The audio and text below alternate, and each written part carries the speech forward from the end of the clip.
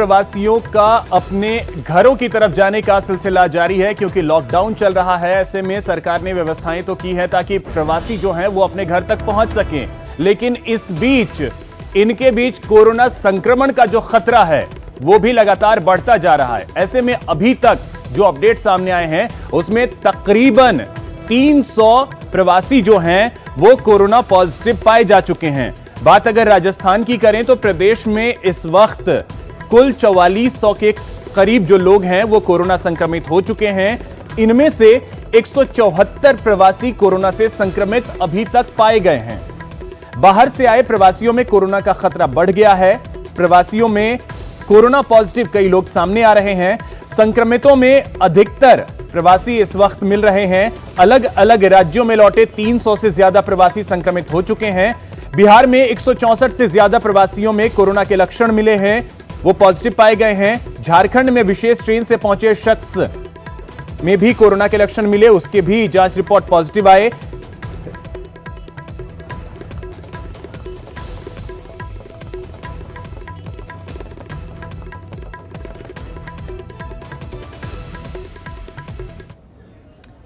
तो इसी खबर पे और अधिक जानकारी के साथ हमारे सहयोगी महेश दाधीच जयपुर से, शरद टांक सिरोही से और श्याम पाली से हमारे साथ जुड़ रहे हैं। सबसे पहले महेश, आपसे जानना चाहेंगे, जिस चीज का डर था लगभग वही हो रहा है कि अब जो मामले सामने आ रहे हैं उनमें प्रवासी ज्यादा मिल रहे हैं। अब यह किस तरीके की चुनौती है और इस चुनौती से निपटने को लेकर के किस तरीके की तैयारी है? देखिए, बिल्कुल आपने ठीक कहा है। प्रवासियों को लेकर के चिंता बढ़ने लगी है, क्योंकि जिस तरह के मामले सामने आते जा रहे हैं लगातार। अभी आपने जो अपडेट दी है उसमें मैं ताज़ा अपडेट आपको देना चाहूँगा। 177 मामले हो चुके हैं प्रवासियों के। उसमें सर्वाधिक जो है वो पाली की संख्या है 32 की, जो लगातार विभिन्न राज्यों में, जिनमें कि महाराष्ट्र से, आंध्रा से, तेलंगाना से, दिल्ली से और विभिन्न राज्यों में जो बसे हुए राजस्थानी हैं वो लगातार लौट रहे हैं। ट्रेनों के जरिए उन्हें लाने की कोशिश हो रही है, वाहनों के जरिए भी लाने की कोशिश हो रही है। तो ऐसे में जो प्रवासी लगातार आ रहे हैं उनमें अब जो है कोरोना संक्रमण की जिस तरह से पुष्टि हुई है, और उसके बाद में जो ये चिंता है वो यहाँ पर सरकार की भी बढ़ी हुई नजर आ रही है। सरकार के एक बयान के मुताबिक जो चिकित्सा मंत्री रघु शर्मा ने कहा है कि 19 लाख की संख्या है यहाँ से जाने और आने वालों की। इनमें से अकेले 13 लाख लोग हैं जो कि राजस्थान में आने वाले हैं, यानी कि एक बहुत बड़ी संख्या। उनमें से 3.25 लाख लोग करीब यहाँ पर आ चुके हैं। और अगर ये बात कही जाए कि प्रवासी जो आ रहे हैं उनको किस तरह से यहाँ पर दाखिल किया जा रहा है, उनको किस तरह से अपने घरों तक ले जाया जा रहा है, तो उसके बारे में मैं आपको बताना चाहूँगा कि जैसे ही यहाँ पर राजस्थान की सीमा में वे आते हैं तो जिलों की सीमा पर भी और राजस्थान की सीमा पर भी उन्हें पहले चेक किया जाता है। बिल्कुल बिल्कुल महेश, तो हम ये देख पा रहे हैं कि ये एक चुनौती है, और जैसा आपने बताया कि पाली में जो संख्या है वो बढ़ रही है। श्याम, आपके पास आना चाहेंगे, पाली की स्थिति आपसे समझना चाहेंगे कि वहां पर मजदूरों को लेकर के क्या इंतजाम अब किए जा रहे हैं, क्योंकि संख्या बढ़ रही है। राजस्थानियों को लाने के लिए प्रशासन लगातार सक्रिय है और पाली जिले में अब तक 90,000 से अधिक प्रवासी पाली पहुंच चुके हैं। सबसे बड़ी बात है प्रवासियों में जहां पाली आने की खुशी है, लेकिन वही प्रशासन और आम लोगों के लिए खतरा बढ़ता जा रहा है। पाली की बात करें तो अब तक 37 लोग जो प्रवासी है वो पॉजिटिव आ चुके हैं। वहीं उनके संपर्क में आने से लगातार प्रशासन ये उन्हें जागरूक भी कर रहा है। वहीं पाली में सबसे पहले जो केस आया था वो भी कोलकाता से एक महिला आई थी, और उनके संपर्क में आने से जो संक्रमण फैला और लगातार अब 95 केस ये पॉजिटिव आ चुके हैं। बिल्कुल श्याम, तो ये हम ये भी देख पा रहे हैं कि जहां प्रवासियों में आने की खुशी है, लेकिन अब मुश्किलें जो प्रशासन है उसके लिए बढ़ती जा रही हैं। शरद, आपके पास आना चाहेंगे और आपसे समझना चाहेंगे सिरोही की स्थिति, कि सिरोही में क्या स्थिति है, वहां पर जो प्रवासी आए हैं उनमें अभी तक कितने लोग पॉजिटिव पाए गए हैं और प्रशासन अब किस तरीके से सतर्क है?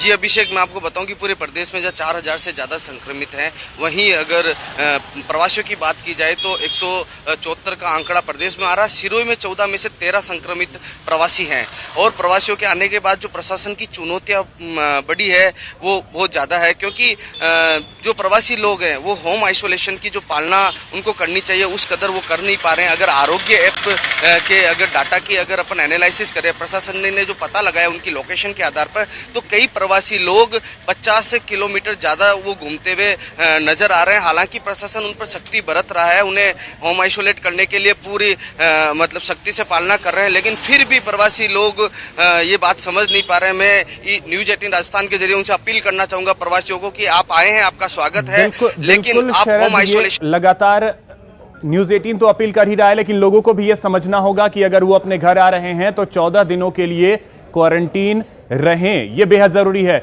बहुत बहुत शुक्रिया महेश, शरद और श्याम आपका इन तमाम जानकारियों के लिए। तो जो मजदूर घर वापस आ रहे हैं अब वो चुनौती बनते जा रहे हैं। चलिए अब रुख करेंगे अगली खबर की ओर और बात करेंगे। एक अच्छी खबर है, कोरोना काल के बीच सरकार ने एक बेहद अहम फैसला लिया है और इस फैसले के तहत कुछ और छूट दी जाएगी, जिसकी वजह से रेस्टोरेंट भी खुल सकेंगे कुछ शर्तों के साथ। आपको बता दें कि लॉकडाउन के बीच राज्य सरकार ने बड़ी राहत दी है। गृह विभाग के अतिरिक्त मुख्य शासन सचिव राजीव स्वरूप की ओर से आदेश जारी किया गया है, जिसमें कहा गया है कि राज्य में अब रेस्टोरेंट, ढाबे और मिठाई की दुकानें कुछ शर्तों के साथ खोली जा सकेंगी। फिलहाल ग्राहकों को होम डिलीवरी और टेक अवे की ही सुविधा मिलेगी। इसके साथ ही ग्रामीण क्षेत्रों में सड़कों पर सभी ढाबे, हार्डवेयर की दुकानें, इलेक्ट्रॉनिक दुकानें और गाड़ियों के शोरूम खोले जा सकेंगे। सभी दुकानों को स्वास्थ्य मंत्रालय के दिशा निर्देशों का पालन करना होगा, यानी मास्क पहनना होगा, सोशल डिस्टेंसिंग का पालन करना होगा और सैनिटाइजेशन की व्यवस्था करनी होगी।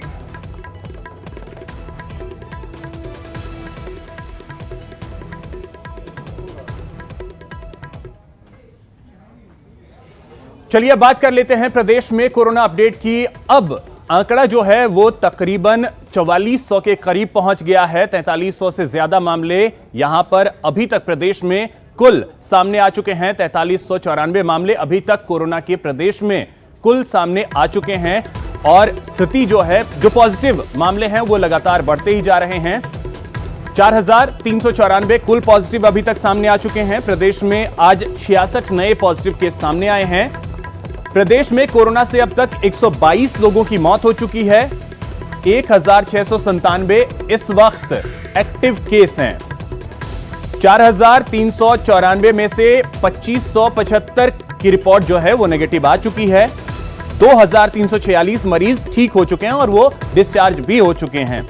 आज 2 नए केस जो हैं वो रिकवर हुए, उन्हें डिस्चार्ज भी किया गया।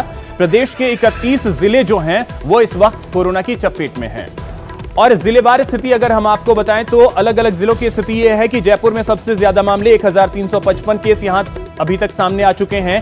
जोधपुर में 987, कोटा में 270, अजमेर में 237, टोंक में 144, चित्तौड़गढ़ में 142, नागौर में 155, भरतपुर में 121, बांसवाड़ा में 68 और झालावाड़ में 47 मामले अभी तक कोरोना के सामने आए हैं।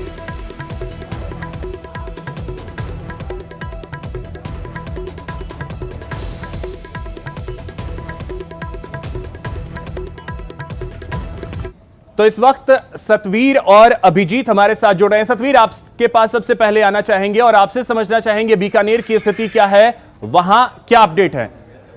चलिए बीकानेर का हाल हम जानेंगे, उससे पहले अजमेर चलते हैं अभिजीत के पास। अभिजीत, आपके पास सबसे पहले आना चाहेंगे, अजमेर की स्थिति आपसे समझना चाहेंगे, क्या अपडेट वहां से। देखिए अभिषेक, अपडेट की अगर बात करें तो आज 2 नए कोरोना पॉजिटिव जो हैं वो अजमेर में रिकॉर्ड हुए हैं, जिसके बाद अजमेर का कोरोनामीटर जो है कुल पॉजिटिव मरीजों का वो 237 पहुंच गया है और 108 मरीज अब तक क्योर हो चुके हैं। लेकिन जैसे जैसे लॉकडाउन 3.0 अपने खत्म होने के कगार पर आ रहा है, वैसे वैसे जो रियायतें मिलती जा रही है, उन रियायतों का असर जो है वो अजमेर में देखने को मिल रहा है। हम इस वक्त अजमेर के सूचना केंद्र बाजार में और आप देख सकते हैं दुकानें जो हैं वो खुलना शुरू हो गई हैं। देर रात को जो सरकार ने आदेश दिए थे जिसमें कुछ और रियायतें दी गई थी, कुछ और दुकानों को खोलने की सशर्त अनुमति दी गई थी, मिष्ठान भंडार हैं, रेस्टोरेंट्स हैं। उसके बाद से आज सुबह से अजमेर के कई इलाके जो नॉन कर्फ्यू एरियाज में है, नॉन कंटेनमेंट जोन्स में है, उन्होंने अपनी शॉप जो है वो खोलना शुरू कर दी है और वहां साफ सफाई जो है वो शुरू कर दी गई है। लेबर की हालांकि समस्याएं उनको पहुंच रही है क्योंकि कई लेबर्स जो है वो अब तक ऊपर है नहीं। हम कुछ लोगों से बात करने की कोशिश करेंगे जो दुकानदार है। बताओ, आप जानना चाहेंगे 52-53 दिन बाद दुकानें खोलने की अनुमति मिली है, कोई व्यवहारिक समस्या है हमारी? समस्या तो बहुत है, लेबर है नहीं। लेबर आसपास की डिस्ट्रिक्ट की थी, जोधपुर, बाड़मेर, जैसलमेर की लेबर थी, वो अब आ नहीं सकती। जो लोकल लेबर है उसी से काम कर रहे हैं। अभी राज्य सरकार के अनुसार जो कल आदेश आए उसके अकॉर्डिंग दुकान आज खोली है और साफ सफाई कर रही है। सारी मिठाइयाँ जो है सब खराब हो चुकी है, नुकसान बहुत हुआ है। अब नुकसान तो है जो है, ये तो प्राकृतिक आपदा है, इसका तो कोई निवारण है नहीं। लेकिन आपको लग रहा है कि अब जब इतने दिनों बाद जब राहत मिली है तो वापस से जो है अर्थव्यवस्था पटरी पे आएगी, रोजगार वापस से बढ़ेगा, काम धंधा बढ़ेगा? सर बहुत समय लगेगा इसके लिए, आने में बहुत टाइम लगेगा। पहले तो लेबर अवेलेबल हो जाए, ये बहुत बड़ी बात है, क्योंकि अभी आसपास की सीमाएं भी सील है, तो आ नहीं सकती। लोकल लेबर को बुलाया है जो आज बिल्कुल अभिजीत, तो हम ये देख पा रहे हैं कि दुकानें खुली तो जरूर हैं, लेकिन जिस चीज की कमी है, मजदूरों की कमी, उसे फुलफिल किस तरीके से लोग करते हैं, ये देखना अहम होगा। अब बीकानेर की स्थिति आपसे समझना चाहेंगे सतवीर की बीकानेर की क्या स्थिति है, वहां पे दुकानें अगर खुल रही हैं तो वहां किस तरीके से अब समस्याएं जो हैं वो देखने को मिल सकती हैं, लेबर की कमी और भी बहुत सारी चीजें।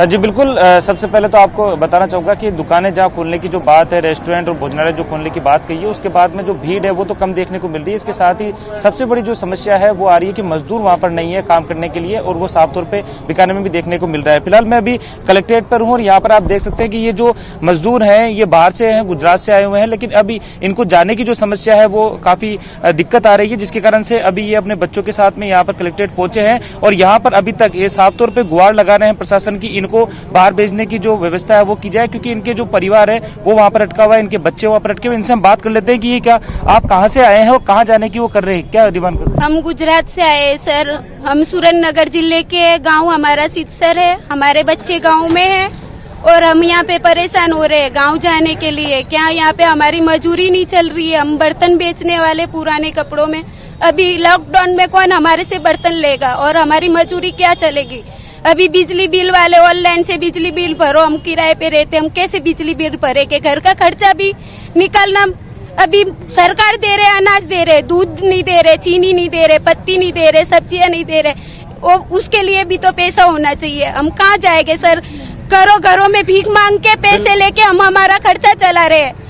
हमको गाँव जाने की सुविधा कर दो, हम गांव जाना चाहते हैं। गांव ये जाना चाहते हैं, लेकिन इनकी जो खास तौर पे वो देखने को मिल रही है, इसके साथ ही पा रहे हैं कि समस्याएं हैं और जिस तरीके से कोरोना ने कहर बरपाया है उसका असर जो है वो दिख रहा है। ये सभी अपने घर जाना चाहते हैं। चलिए, बहुत बहुत शुक्रिया सतवीर और अभिजीत, आप दोनों का इन तमाम जानकारियों के लिए। यहां रुकेंगे एक छोटे से ब्रेक के लिए। ब्रेक के बाद देखिए जल शक्ति मंत्री गजेंद्र सिंह शेखावत से एक्सक्लूसिव बातचीत।